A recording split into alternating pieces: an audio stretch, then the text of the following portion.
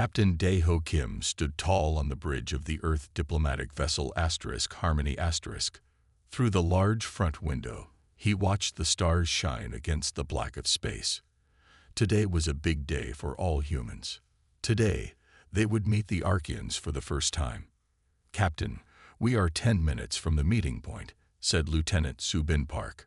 Her voice was calm, but her eyes showed how nervous she felt. "Thank you, Lieutenant. Is the team ready?" asked Dae-ho. "Yes, sir. Dr. Han has the medical kit. Officer Jae-ho has the translation devices ready. Security Chief Min-ji has checked all safety plans." Dae-ho nodded. Earth had only learned about the Archeans 6 months ago. The aliens had a large space empire and were known to be tough fighters. But they had agreed to talk with humans at a neutral space station. This was a chance for peace. "Captain, we're getting a message," said Jae-ho from his desk. "The Archeans say they are already at the station." "Tell them we'll be there soon," said Dae-ho. He turned to his crew. "Remember, we don't know much about the Archeans. Stay calm, be polite, but keep your eyes open." The Harmony slowed as it reached the space station. It was a round building with many arms, stretching out like a metal star. The ship docked gently at one of the arms. "Chief Min-ji, you and Dr. Han come with me and Lieutenant Subin," ordered Dae-ho. "Jae-ho, stay on the ship and keep the line open." The 4 humans walked through the connecting tube to the station. They wore their blue Earth uniforms with the planet symbol on their shoulders. They carried no weapons, as this was a peace meeting. Inside the station, they found a large round room with a table in the middle. On the other side stood 5 tall aliens. The Archeans had thick gray skin that looked like armor. Their heads had no hair, and their yellow eyes watched the humans closely. They wore red uniforms with many shiny medals. "Welcome, humans," said the tallest Archean. His voice was deep and rough. "I am High Commander Krell of the Archean Confederation." "Thank you for meeting with us," said Dae-ho with a small bow. "I am Captain Dae-ho Kim of Earth. We are honored to begin talks between our peoples." As Dae-ho spoke, he noticed movement behind the Archeans. Small creatures with 4 arms and big eyes were setting up drinks and food on a side table. These creatures had light blue skin and were only half as tall as humans. They moved quickly and kept their heads down. "Who are they?" asked Subin quietly, nodding toward the small aliens. "Those are Morvians," said Krell with a wave of his hand. "They serve us. Pay them no mind." Dae-ho caught Dr. Han's eye. The doctor raised an eyebrow. They had not been told about a 3rd species being at the meeting. "Please sit," said Krell, pointing to the table. As the humans sat down, Dae-ho watched one of the Morvians bring water to the table. The small alien's hand shook, and it kept its eyes on the floor. When it accidentally bumped Krell's chair, the Archean growled and the Morvian quickly backed away. "Let us begin," said Krell. "The Archean Confederation controls 57 star systems. We have the strongest fleet in this part of space. We are willing to allow Earth ships to travel through our territory, for a price." Dae-ho listened carefully. The Archean spoke of trade deals and borders, but his eyes kept wandering to the Morvians. One of them was cleaning near the wall, and Dae-ho saw marks on its back that looked like scars. "Earth is interested in peaceful trade with all species," said Dae-ho. "But we believe in treating all beings with respect." Krell's yellow eyes narrowed. "You will find, Captain, that in space, the strong decide what respect means." As the talks went on, Dae-ho felt more and more uneasy. The Archeans were not hiding their harsh nature, and something was very wrong with how they treated the Morvians. This first meeting would be harder than anyone on Earth had expected. But Dae-ho was determined to represent the best of humanity, even if it meant standing up to these powerful aliens. The second day of talks with the Archeans was even more tense than the first. Captain Dae-ho Kim sat across from High Commander Krell in the same round room on the space station. Both sides had barely slept. "Your terms are not fair," said Dae-ho, looking straight at Krell. Earth ships should not have to pay such high fees to pass through your space. Krell's yellow eyes flashed with anger. You humans are new to space. You should be thankful we talked to you at all. Lieutenant Su Bin Park sat next to Daho, taking notes on her tablet. She watched the Morvians moving around the edges of the room. Today, there were 3 of them. They seemed more nervous than yesterday. We bring a gift, said Krell suddenly. He snapped his fingers, and one of the Morvians hurried forward. The small blue alien carried a box made of shiny metal. Its 4 hands held the box carefully as it walked to the center of the table. This is the star crystal of Archaea, said Krell proudly. It is over 5,000 years old. We show it to new species as a sign of respect. The Morvian placed the box on the table and opened it slowly. Inside was a beautiful crystal that glowed with blue and purple light. Daho had to admit it was amazing. Thank you for this honor, said Daho. Earth has also brought a gift. Dr. Han reached into his bag to get the gift from Earth. At the same moment, something terrible happened. One of the other Morvians bumped into the one by the table. The small alien lost its balance. It reached out with its 4 arms to catch itself, but instead it knocked over the box. The star crystal fell to the floor with a loud crack. The room went silent. The crystal did not break, but a small chip had come off one side. You, roared Krell, jumping to his feet. You are sacred Suriastel. The Morvian fell to its knees, shaking with fear. Forgive me, High Commander. It was an accident. Krell pulled out a weapon, a type of gun the humans had not seen before. Damaging the star crystal is a crime punished by death. Wait, said Daho, standing up quickly. It was just an accident. Archaean law is clear, said Krell coldly. He pointed the gun at the Morvian's head. This servant must die for its mistake. The Morvian closed its big eyes, waiting for the end. The other Morvians looked away, used to such harsh punishment. No, shouted Lieutenant Su Bin. Before anyone could stop her, she jumped from her chair and stood between Krell and the Morvian. Move aside, human, growled Krell.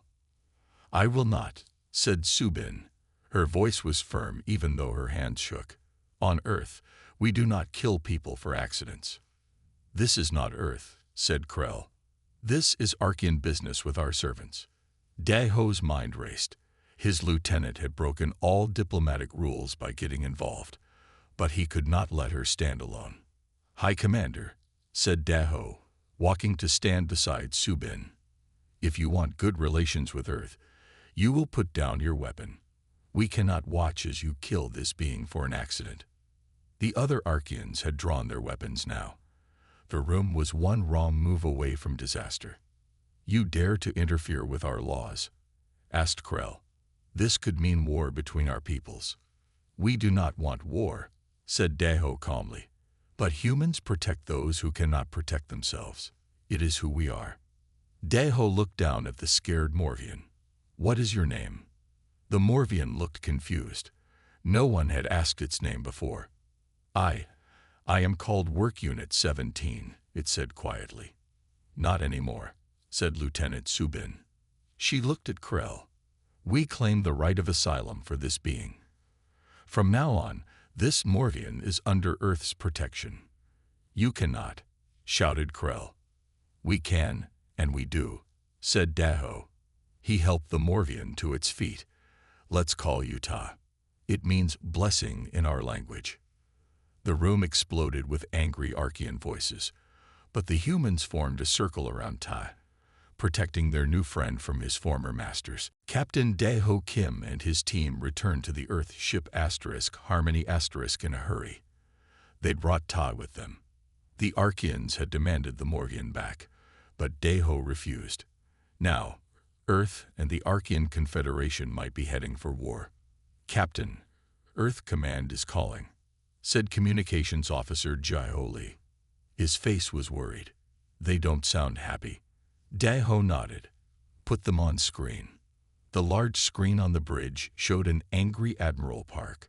His gray eyebrows were pulled down in a deep frown. "Captain Kim, what have you done?" shouted the Admiral. "You've put Earth in danger over an alien servant."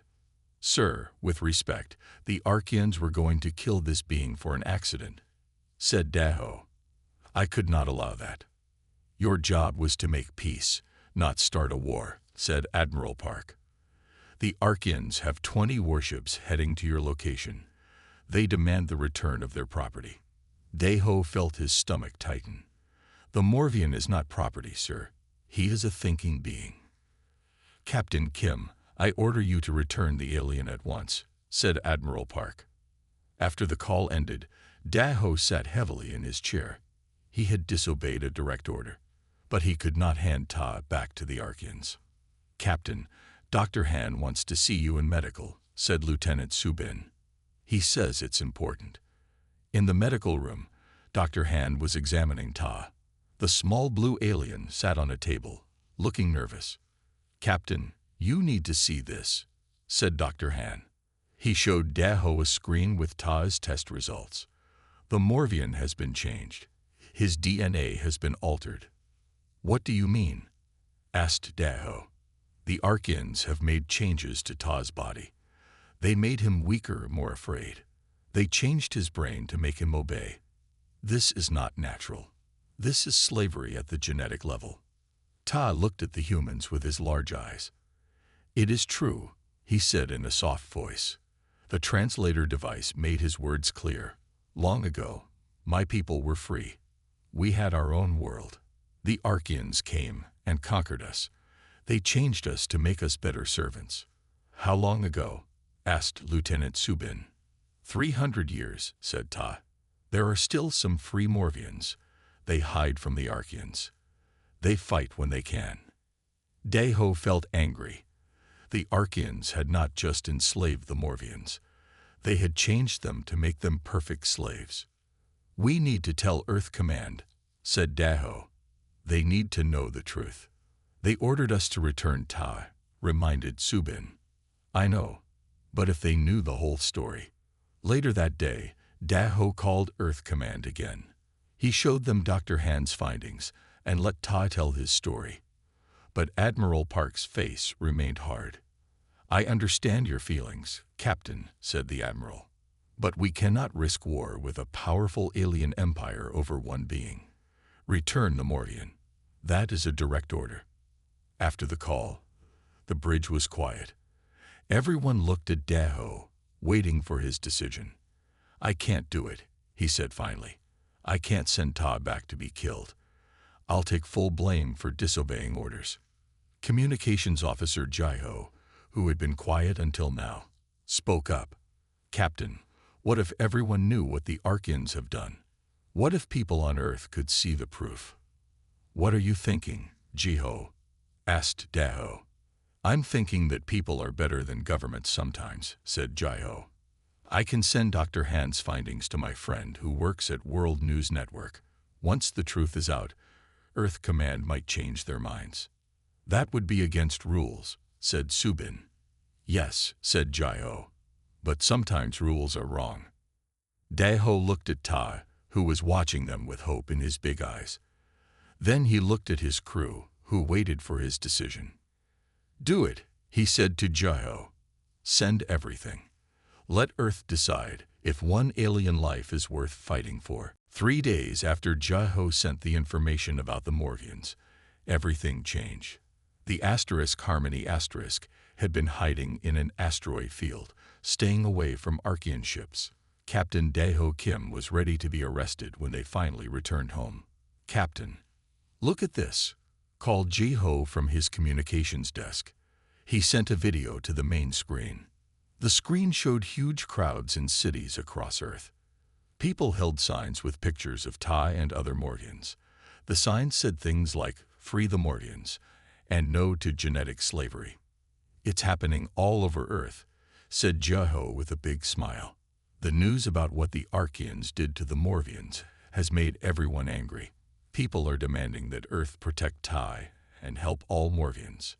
Lieutenant Subin was watching another screen. Social media is full of Morvian pictures. People are changing their profile photos to blue aliens. Children are drawing pictures of Morgans at school. Daho could hardly believe it. He had expected some support, but not this much. "Captain, there's a call from Earth Command," said Jaiho. Admiral Park appeared on screen. His face was not angry anymore. He looked tired but determined. "Captain Kim," he said, "your actions have caused quite a storm. The public is firmly on your side.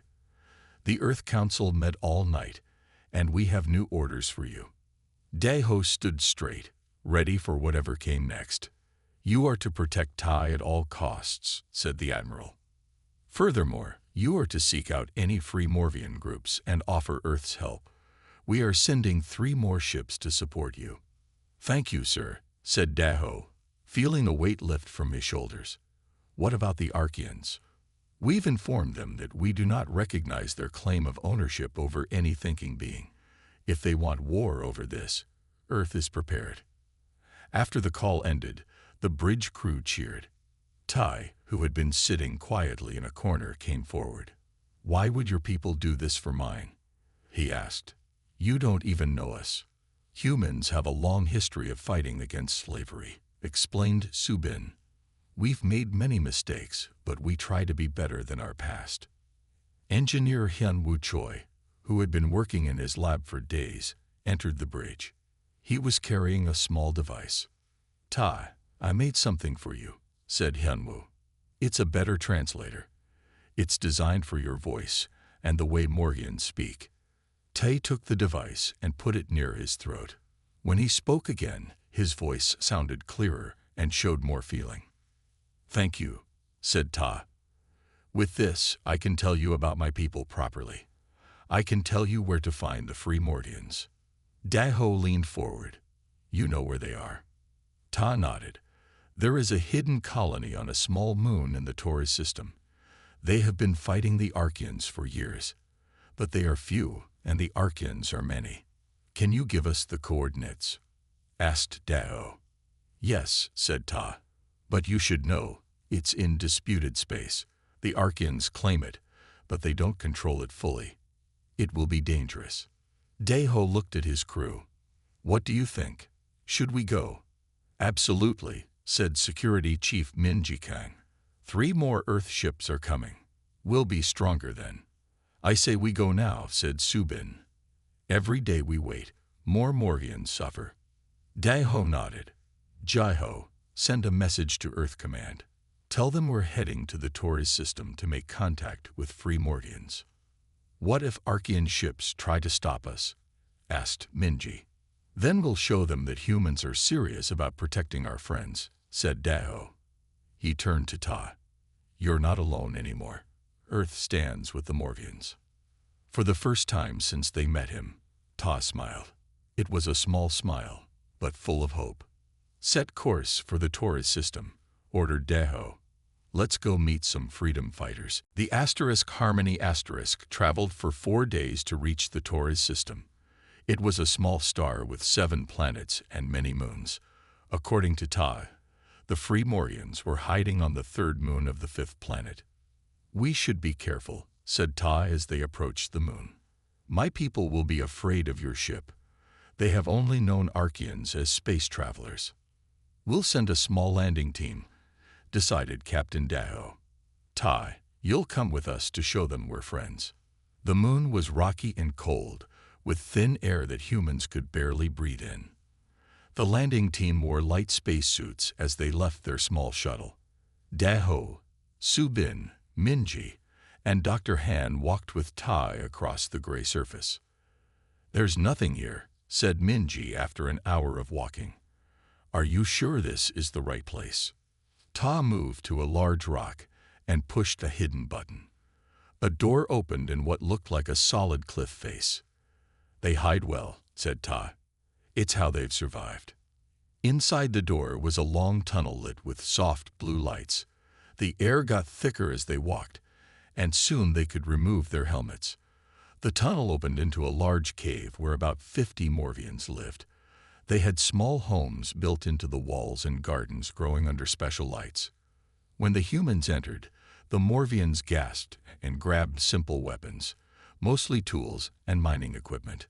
Their forearms made them look like they had many weapons. "Wait," called Tai in the Mordian language. "These are friends. They saved me from the Archeans." A taller Morvian stepped forward. He had scars on his face and looked stronger than Ta. "I am Kip, leader of this colony," he said through the translator. "Why should we trust any aliens? Last time we trusted aliens, we lost our freedom." "We understand your caution," said Daho, "but humans are not like Archeans. We hate slavery. We want to help your people be free." Kip laughed, but it was not a happy sound. "Help how? There are billions of Archeans and only a few million Morvians left. Most of my people don't even know they are slaves anymore. Their minds were changed too much." Dr. Han stepped forward. "I studied what the Archeans did to your people's DNA. If you'll let me, I'd like to see if we can undo some of the damage." Kip's eyes widened. "You think that's possible?" "I don't know yet," said Dr. Han, "but I'd like to try." Security Chief Minji had been looking around the cave. "Your defenses are good, but I see ways to make them better. On Earth, smaller groups have fought against bigger enemies many times. We call it guerrilla warfare." For the first time, Kip looked interested. "You would teach us to fight better." "We would teach you to survive better," said Minji. "Fighting is only part of it." As they talked, Lieutenant Subin was using a device to scan the area. Suddenly, she stopped. "Captain," she said quietly, "I'm picking up a ship entering the moon's orbit. It's Archean." The cave went quiet. Kip turned to his people and gave quick orders. Children were moved deeper into the caves. Warriors picked up their weapons. "How did they find us?" asked Ta, fear in his voice. "It might be just a patrol," said Daho. "How often do they check this moon?" "Not often," said Kip, "but if they detect your shuttle." Minji checked her own scanner. "It's a small scout ship, probably only 5 or 6 Archeans on board." "We need to leave," said Subin. "If they see our shuttle, they'll call for more ships." Daho thought quickly. "No, if we leave, they might find this colony anyway. We need to make sure they don't report anything." "What are you saying?" asked Kip. "I'm saying we need to capture that Archean ship," said Daho. "We can't let them tell others about this place." Kip looked at the human captain with new respect. "You would fight Archeans to protect Morvians you just met." "Yes," said Daho simply. "That's what humans do for their friends." Minji was already checking her weapon. "We'll need to move fast. I have a plan, but we'll need help from your warriors, Kip." For the first time, Kip smiled. "Then let's hunt some Archeans together." The plan worked better than they hoped. Minji's strategy to lure the Archean scouts into a narrow canyon was perfect. The Morvians set up traps while the humans used their technology to disable the Archeans' weapons. The fight was short. 5 Archeans were captured without any humans or Morvians getting hurt. "Secure the Archean ship," ordered Daho. "Make sure they didn't send any messages home." The Archean prisoners were taken to the cave. They were tied up and placed in a small side cave with guards. 4 of them were big, tough soldiers who stared at the humans with hate in their yellow eyes. But the 5th Archean was different. He was smaller and younger. His uniform had fewer decorations. He looked scared, not angry. "What do we do with them now?" asked Kip. Some of his people wanted to kill the Archeans right away. "We take them with us," said Daho. "Prisoners must be treated well. That's our way." "They wouldn't do the same for us," said Kip. "I know," said Daho. "But humans don't use our enemies' actions to decide what's right. We have our own standards." Dr. Han checked each Archean prisoner for injuries. When he reached the young one, he found something strange. "This one is sick," he told Daho. "He has a fever. I need to treat him." "Be careful," warned Minji. "It could be a trick." Dr. Han set up a small medical area. With Subin's help, he moved the young Archean there. The others watched, confused by the kind treatment. "What is your name?" Dr. Han asked the young Archean. The alien didn't answer at first. Then he said quietly, "Vex. My name is Vex." "Vex, I'm going to help you feel better," said Dr. Han. "You have a high fever." While Dr. Han worked, Daho met with Kip to plan their next move. "We need to get your people to safety," said Daho. "More Archeans will come looking for their missing ship." "Where can we go?" asked Kip. "We've been here for years." "Come with us to Earth space," suggested Daho. "We have colonies where your people can live freely." As they talked, Subin came running in. "Captain, you need to come quickly. There's something wrong with the Archean prisoner." In the medical area, Vex was shaking hard. His gray skin had turned almost white. Dr. Han was giving him medicine, but nothing helped. "What's happening?" asked Daho. "He has an autoimmune disease," said Dr. Han. "His body is fighting itself. I don't think this is normal for Archeans. It's like his body was changed somehow." Ta had been watching from the corner. Now he stepped closer, looking at Vex with curiosity. "May I speak to him?" Tai asked. Daho nodded. Tai approached the sick Archean. "Why are you different from the others?" Tai asked Vex. Vex looked up with pain in his eyes. "I'm from the lower caste. Not pure Archean." "What does that mean?" asked Daho. "It means I was born to serve," said Vex. "Like you make Morgians serve." Everyone was quiet. This was surprising news. "You're saying some Archeans are servants too?" asked Subin. "Lower castes. We serve, we fight and die," said Vex. "Higher castes. They rule." Dr. Hand looked at his medical scanner. His DNA shows signs of manipulation, different from the Mordians, but still artificial changes. "So the ruling Archeans changed the DNA of their own people too?" asked Daho. "Yes," whispered Vex. "Keep us in our place." Ta moved even closer to Vex, forgetting his fear of Archeans. "We are both slaves then," he said. Dr. Han worked through the night to save Vex's life. He made special medicine for the Archean's unusual body. By morning, Vex was stable. When Daho checked on them, he found something unexpected. Tai was sitting next to Vex's bed. The Morvian and the Archean were talking quietly. "Captain," said Dr. Han with wonder in his voice, "I think they're becoming friends." Daho watched the former enemies finding common ground in their shared pain. Perhaps there was hope for peace after all. 2 days passed. The Harmony sent a shuttle to pick up everyone from the moon. The Morvians were scared to leave their home, but they knew it wasn't safe anymore.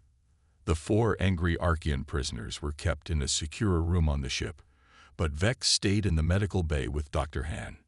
Tai spent most of his time with Vex. At first, the crew thought this was strange. How could Ta be friendly with an Archean after all his people had suffered? But as they watched the 2 aliens talk, they began to understand. Captain Daho sat with them in the medical bay. "Vex, can you tell us more about the Archean castes?" he asked. Vex was getting stronger. His gray skin had better color now. "There are 5 castes," he explained. "The high caste rules everything. Then there are scholar, builder, and warrior castes. My people are the lowest, worker caste, and all lower castes are change." "Like the Morvians?" asked Daho. "Yes," said Vex. "The high caste keeps the pure Archean blood. The rest of us get changes to make us better at our jobs. Workers get stronger backs but weaker minds. Warriors get stronger muscles but less fear." Ta looked sad. "At least you know what was done to you. Most Morgians think we were always servants." Dr. Han came in with a datapad. He looked excited. "Captain, I've been studying both Ta's and Vex's DNA. I found something amazing." Everyone gathered around as Dr. Han showed pictures of DNA strands on a screen. "Look at these 2 genetic patterns," said the doctor. "This one is from Ta. This one is from Vex." See how similar they are in the base structure. What does that mean? Asked Subin, who had joined them. It means Morvians and Arkians might have come from the same ancestors long ago, said Dr. Han. Your related species. Tai and Vex looked at each other in shock. That's impossible, said Vex. The High Caste says Morvians are from a different part of the galaxy. The High Caste lies, said Tai firmly. They have always lied. Vex was quiet for a long time. Then he said, there is an old story among worker caste. It says that long ago all Arkians and Morvians lived together on one world. Then there was a big fight. The winners called themselves high caste Arkians. The losers were split into lower castes and Morvians. I've heard similar stories from our elders, said Ta, but I thought they were just tales. There's more, said Dr. Han. I found something in both your genetic codes. A locked section that seems to be deactivated. I think it's the same in both of you. What is it? Asked Daho. I'm not sure yet, said Dr. Han. But I have a theory. I think the high caste is afraid of something that both Morvians and lower caste Arkians can do if this genetic section is active. So they turned it off in all of us? Asked Vex. Yes, said Dr. Han. And they've spent centuries keeping you separated and making you hate each other. Captain Daho stood up. We need to contact Earth with this information, and we need to find out what the High Caste is so afraid of. Just then, Communications Officer Jaiho called from the bridge. Captain, we're picking up a transmission. It's being sent to all ships in this sector. Put it through, ordered Daho. A face appeared on the screen. It was an Arkian with fancy clothes and jewelry, clearly high caste. His voice was cold and angry. Attention all spacefaring vessels. The human ship Harmony has committed acts of war against the Arkian Confederation. They have stolen our property and attacked our ships. Any who help them will face our full military might. The humans must return all Morvians and lower caste Arkians immediately. These beings are Arkian property by ancient right. The message ended. Everyone in the medical bay was quiet. Property, said Vex bitterly. That's all we are to them. Not to us, said Daho. To humans, you are people. And we don't return people to slavery. The Harmony raced back to Earth space, staying ahead of Arkian ships. 3 more Earth ships met them at the border. The Courage the Unity and the Hope Together, they formed a protective wall around the ship carrying the Morvians and Vex. Captain Daho called a special meeting in the ship's large conference room. Kip and 5 other free Morvians came. Vex was there too, looking nervous among so many people who had been his enemies. We've learned something important, began Daho. The high caste Arkians have been lying to both your peoples. They've changed your DNA to keep you weak and divided. But why? Asked one of Kip's warriors. What are they afraid of? Dr. Han stood up. I think I found the answer. He showed a new image on the big screen. This is the locked section of DNA in both your species. I've been running tests. It seems to control special mental abilities. What kind of abilities? Asked Vex. From what I can tell, both Morvians and lower caste Arkians once had the power to share thoughts and feelings directly with each other, said Dr. Han. You could connect your minds. The room was silent. This was huge news. If that's true, said Subin, then Morvians and Arkians could understand each other perfectly. No misunderstandings, no tricks, no lies. And the high caste couldn't control you, added Daho.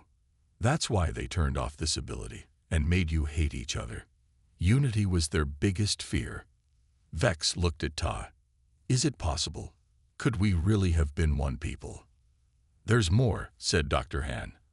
I think I can make a treatment to unlock this part of your DNA. It won't work for everyone, but it might work for some. Kip stood up. If this is true, we need to tell all Morvians, and all lower caste Arkians too. That's why I called this meeting, said Daho. We need to form an alliance. Morgians, lowercase Archeans, and humans together. Other Archeans won't join us, said Vex sadly. They've been taught to hate Morvians all their lives. Some will listen, said Daho, especially if they see the proof. Jaiho raised his hand.